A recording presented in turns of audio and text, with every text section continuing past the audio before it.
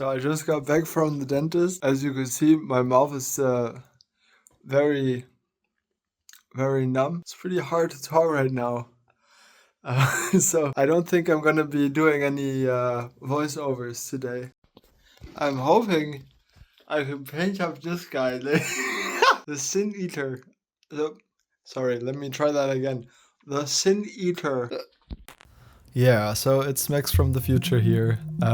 When I got back from the dentist, I was pretty messed up. So I couldn't really talk or record or do anything. It was also a very rainy day, Disco was super sleepy, and I was kind of loopy from the sedatives. But I still decided to try to get some painting done. So the first thing that I did was to just dry brush all of the armor on this big guy. Because I figured, you know, he's like 90% metal, might as well get that out of the way first. Dry brushing on metallics gives you some nice pre-shading and helps to avoid any streaks, which always kind of ends up looking bad if you get those.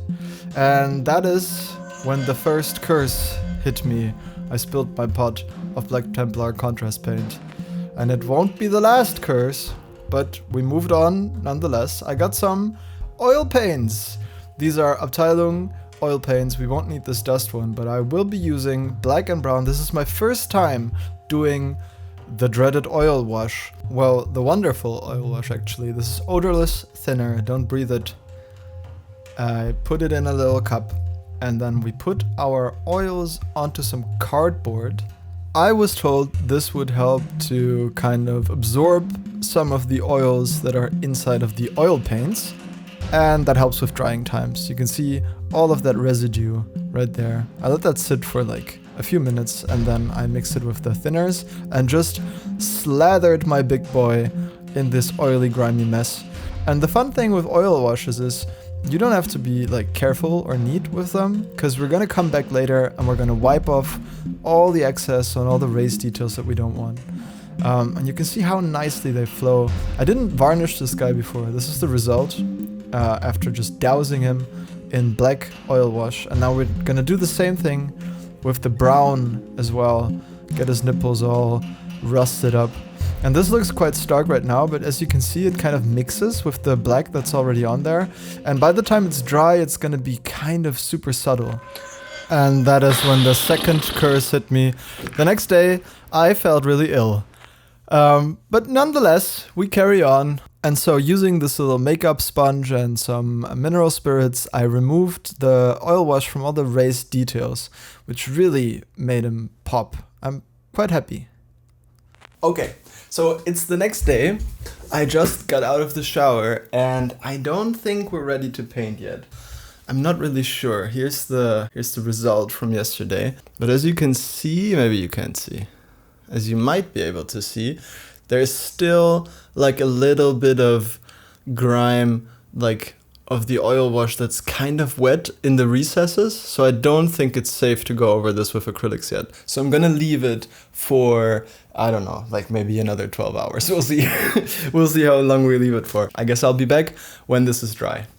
And thus the third curse struck upon me. Playing this, I feel so spoiled with Elden Ring. You should play the DLC, man. It's so good. Okay, we're back. All the oils have dried now. And so the first thing I did was I just went back in with some black and I cleaned up all the details. And then I got like an off-white kind of flashy color to base all of the gore bits. So like there's a lot of bones and skulls and there's a flayed guy and some entrails hanging off his back.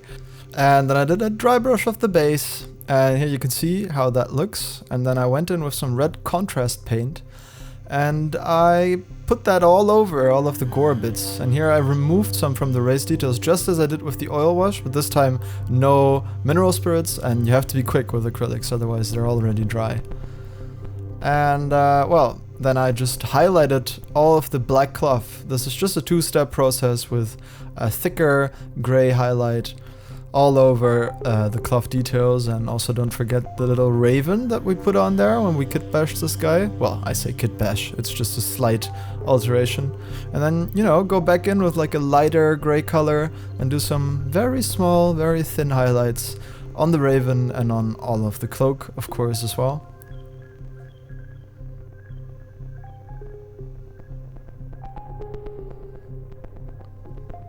And there you go, that's how that looks. And he looks kind of almost finished at this point. Like, this would be tabletop ready, you could play with this, and everybody would think it looks great. By the way, this guy reminds me a lot of this one knight in Berserk. His name is Basuzo.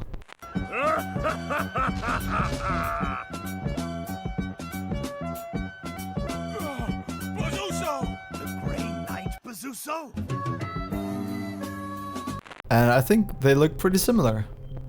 Also, he dies horribly. And speaking of which, there's a dead dude hanging off this guy's back, so I had to increase the contrast in some of these cavities and also, you know, put some lipstick on that lovely mouth. I'm highlighting all of the skulls and bones, which was honestly a pretty long process, kind of going back and forth between various shades of like off-whites and pale fleshy colors, and then going back in glazing with the red and trying to like make some nice blends. But in the end, I think it looks convincingly like kind of a flayed flesh, bloody bones kind of look. I was really trying to nail the concept art.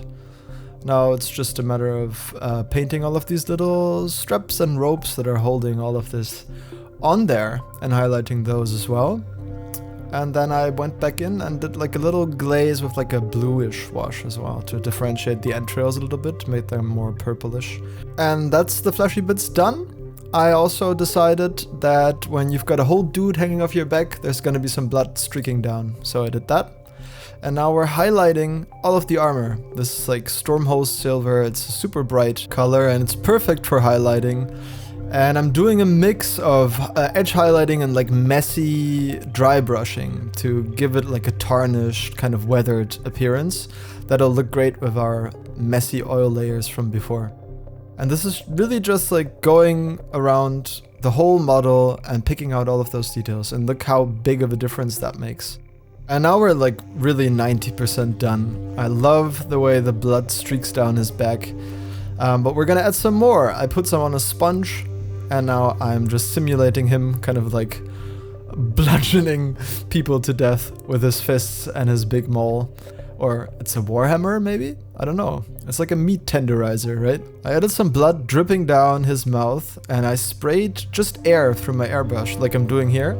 And that gives it like an actual nice splatter effect. I did that on the back as well, and look how that looks. This blood, by the way, is like a mixture of blood for the blood god and red contrast paint and some dark brown washes. Makes it look a little bit more realistic. Painting his little teeth, he's got a dentist appointment as well. And that is him all done. This is the concept art that I was referencing. But we're not done yet. I've got a bag of bones and I intend to use it. These are little mice bones, I think. I think these should be like little rodent bones. And I got these with my brother when we were very young. I think there's a little note in there and it says 2008. And on the back it said 2009, so I don't know which is right. But yeah, we dug these up in like a little museum thingy where you could like do like a little archaeology thing as a kid. And I've had them since then in like an old chest. And now I'm gonna use them for this base. We're gonna put some actual bones on this base. I crushed some up as well, used them as dust, and just fixed them in place with some super glue.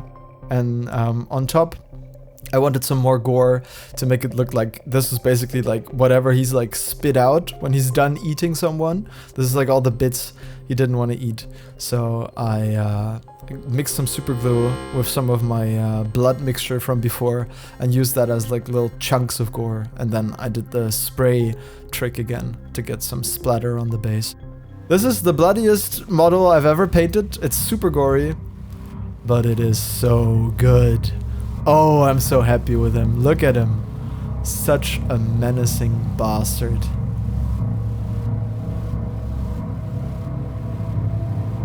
Alright, well that's it from me. Enjoy these scenic shots.